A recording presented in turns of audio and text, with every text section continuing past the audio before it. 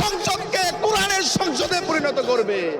ইসলামী আন্দোলন বাংলাদেশ শুধুমাত্র ক্ষমতার রাজনীতি করে না, ইসলামী আন্দোলন বাংলাদেশ জনগণের কল্যাণে ইবাদতের রাজনীতি করে। আমরা দেখেছি 24-এর গণ অভ্যুত্থান পরবর্তী সময়ে এদেশে যারা ক্ষমতার রাজনীতি করে তারা মানুষের ঘর বাড়ি দখল করেছে, অফিস আদালত দখল করেছে, টেন্ডারবাজি করেছে, দুর্নীতি করেছে।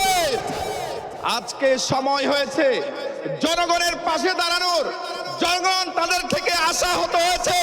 এই জন্য প্রিয় ভাইয়েরা, এই যে 24-এর গণ অভ্যুত্থান হয়েছে, আমরা দেখেছি ছাত্র জনতা জীবন দিয়েছে।